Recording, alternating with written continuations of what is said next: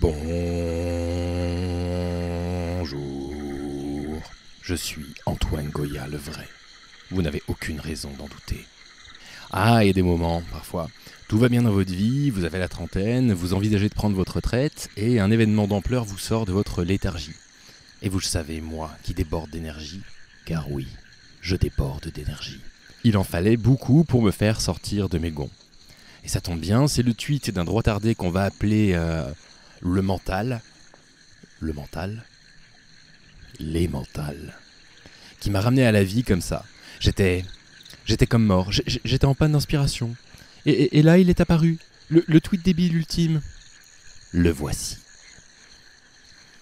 Alors en quelques mots, ce tweet met en comparaison deux films. Le premier, un tâcheron annoncé, Memory avec l'immense acteur Liam Neeson, immense parmi les médiocres. Et le second, le très bon Mignonne de Maïmouna Doucouré sorti en 2019. Mais ce n'est pas les films que le tweet compare, mais l'accueil critique et public. Dans le premier cas, la presse déteste, le public adore, et dans le second, c'est l'inverse.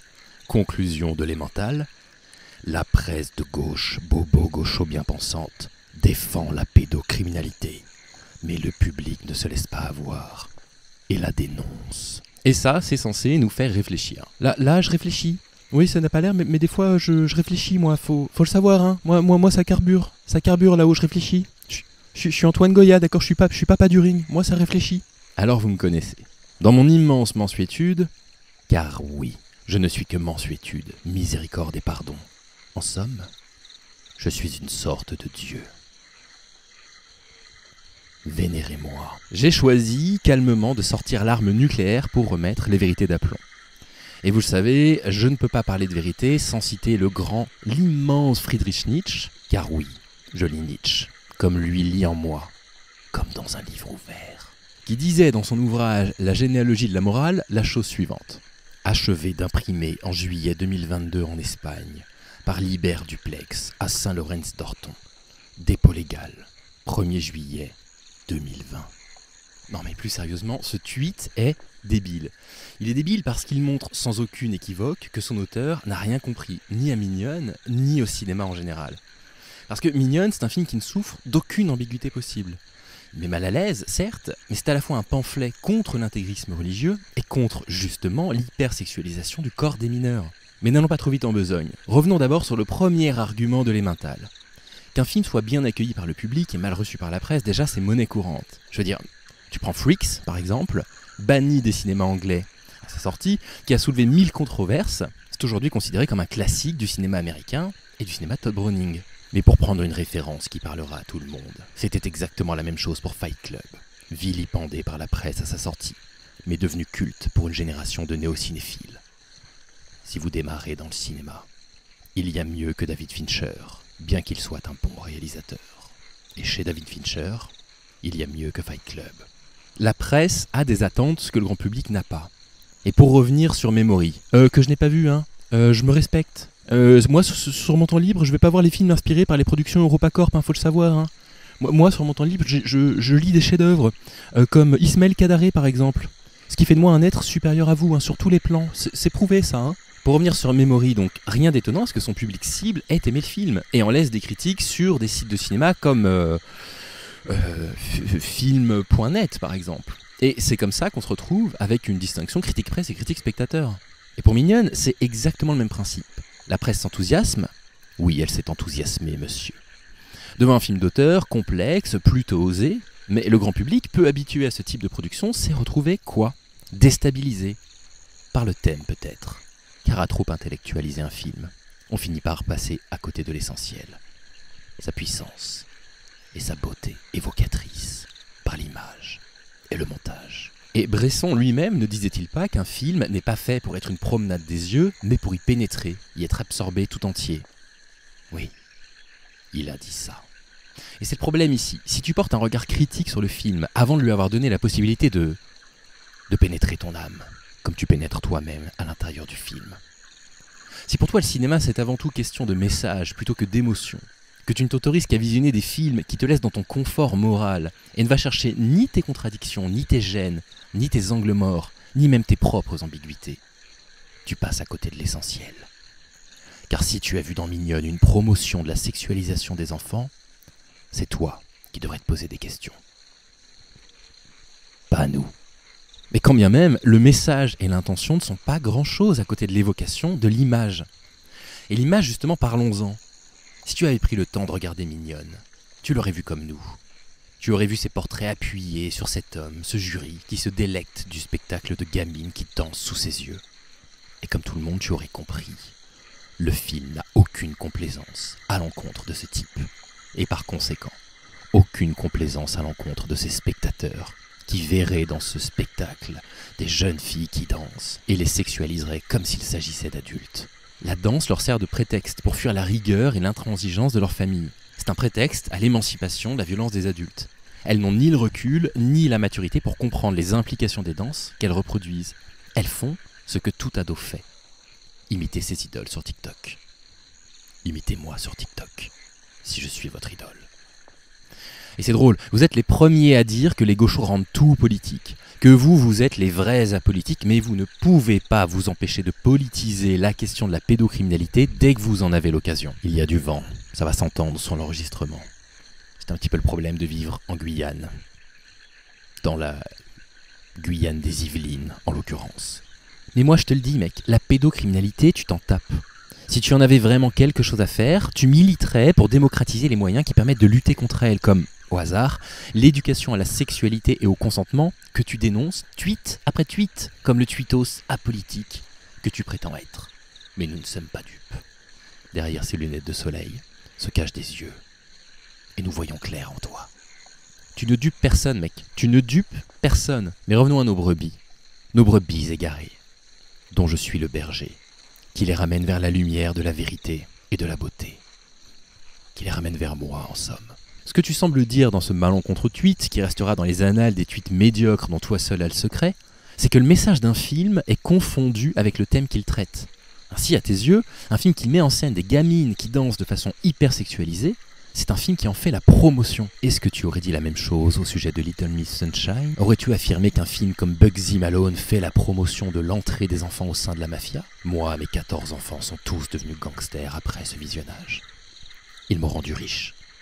Immensément riche. Non, parce que des films qui présentent des contextes de guerre, par exemple, ils font la promotion de la guerre, selon toi?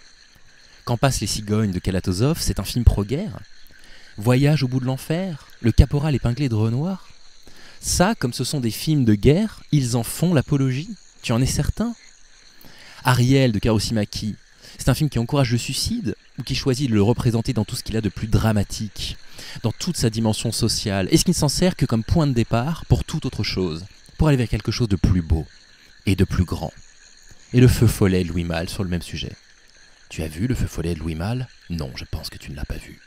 Mais plus intéressant encore, revenons sur la sexualisation. Tu as peut-être vu le film Mustang de Denise Ergouven, où des gamines sont injustement accusées d'atteinte aux mœurs religieuses pour avoir joué avec des garçons en pleine mer aux yeux de tous. Et en maillot de bain. 2 pièces. La décadence. Alors d'après toi, ce type de film défend-il la pédocriminalité et encourage-t-il les jeunes femmes à s'adonner à des pratiques sexuelles trop jeunes? Ou au contraire nous montre-t-il comment des adultes dévorés par l'intégrisme religieux calquent sur leurs enfants une vision anachronique de la sexualisation de leur corps? Et c'est tout le problème mec, tu vas pas dire du ruban blanc qu'il fait la promotion des violences juvéniles, bien sûr que tu vas pas dire ça, parce que t'es pas un imbécile. Rassure-moi, tu n'es pas un imbécile. Mais la pédocriminalité, ça, c'est un truc de droitard. Vous la voyez partout. Vous la dénoncez aveuglément, mais au final, les vraies solutions pour lutter contre, on vous entend pas les prôner. Et si tu choisis d'affirmer qu'un film défend le sujet qu'il présente en dépit de tout bon sens, tu fais quoi des films dont les messages politiques sont moins évidents, voire ceux qui sont, apparemment, sans message? Tu fais quoi de L'étreinte du serpent de Che Guevara, qui parle d'un chaman isolé pendant des décennies qui rencontre une ethnobotaniste? Tu en penses quoi? Hein? A priori, il n'y a pas de valeur morale là-dedans, dans ce court synopsiste. Non mais cherche pas, c'est une question rhétorique, n'essaye pas de répondre. Mais plus ambigu maintenant. Car j'aime vous mettre mal à l'aise. Plus dérangeant, si j'ose dire. Qu'est-ce que tu fais et qu'est-ce que vous faites des films que tu as aimés, mais dont le message est clairement contraire à tes valeurs? Juges-tu un film seulement à l'aune de sa supposée morale? Qu'est-ce que tu fais dans ce cas de La naissance d'une nation ou de La piste de Santa Fe? Encore plus dur, que fais-tu d'un film comme Bullhead, qui nous présente les exactions d'un homme ultra-violent pour qui l'on finit par ressentir une profonde empathie, eu égard au drame que le garçon a subi dans son enfance. Des vrais films de casse-couilles. Pour ceux qui ont la référence. Si tu as la référence, marque-le dans les commentaires. Et moi, Antoine Goya, le vrai, je serai fier de toi. Tu en dis quoi de ces films ambigus ? Tu suspends ton jugement en attendant que quelqu'un d'autre te dise si oui ou non il est acceptable de dire que tu les as appréciés ? Et là, je reviens une seconde sur le fait que le public n'ait pas aimé Mignonne. Ça convient de se poser une question quand même. Est-ce qu'ils ne l'ont pas aimé parce qu'ils n'ont pas été touchés ou remués par l'œuvre, auquel cas je n'y vois rien à redire ? Ou est-ce qu'ils ne l'ont pas aimé car ils se sont sentis ébranlés dans leur petite valeur morale ? Et s'ils sont dans la deuxième catégorie ? Pour commencer, je leur recommande la lecture de Nietzsche. Tout. Et en allemand. Ou à la limite, la traduction en latin. En latin ancien. Le latin d'avant le latin. S'ils sont dans la deuxième catégorie donc, alors j'ai pas peur de le dire. Ils ne comprennent pas ce qu'est l'art. Un film qui défendrait la pédocriminalité peut avoir bien plus de valeur artistique qu'un film qui la dénonce. Les bonnes intentions ne font pas un film. Et à voir les débats épuisants et incessants autour du film Athéna, revendiqué de gauche par son auteur, mais réel fantasme de l'extrême droite dans son visuel, j'aurais pu croire que cela, tu l'avais déjà compris. Mais je me suis visiblement trompé. Et j'en ferai pénitence en m'abonnant à la chaîne du Fou Allié. Les films du MCU ne sont pas des mauvais films parce qu'ils font la propagande de l'hégémonie américaine. Ils sont des mauvais films en tant qu'objet filmique. Le cinéma, c'est un média qui n'a rien en commun avec Twitter. Un art qui possède ses propres outils qui racontent aussi quelque chose. Par l'image et le montage, le cinéma est bien plus qu'un simple média raconteur d'histoire. Un film se raconte et soulève des débats, c'est bien normal, mais avant tout, un film se vit. Est-ce que tu as vécu le film Mignonne et Mental ? Je pense que non. À mon avis, tu ne l'as même pas vu. Et tu ne sais donc pas de quoi tu parles. Je ne te reproche pas de ne pas avoir aimé Mignonne si jamais tu l'as vu. Je te reproche de prétendre qu'il faudrait ne pas l'aimer au nom de tes valeurs morales, de ta compréhension de son message, qui plus est me semble en décalage complet avec le fond réel du film. Je ne te reproche pas non plus d'aimer Memory. Je te reproche de prétendre qu'il faudrait que nous l'aimions plus que Mignonne, sous prétexte de sa soi-disant morale, de ses soi-disant bonnes intentions. Et si réellement la question de la pédocriminalité t'importait un tant soit peu, ça fait longtemps que tu aurais relayé les travaux de la Civise ou des dizaines d'associations qui, elles, sur le terrain, font réellement bouger les choses, au lieu d'agiter un chiffon rouge de la sorte pour exciter les sots. C'est de Rudyard Kipling. Car oui, j'ai lu Rudyard Kipling, et lui m'a lu en retour. Il est d'ailleurs abonné à ma chaîne. Car je suis Antoine Goya. Allez, à bientôt les amis.